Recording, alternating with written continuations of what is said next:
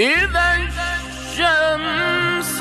كورت وإذا النجوم انكدرت وإذا الجبال سيرت وإذا العشار طلت وإذا الوحوش حشرت وإذا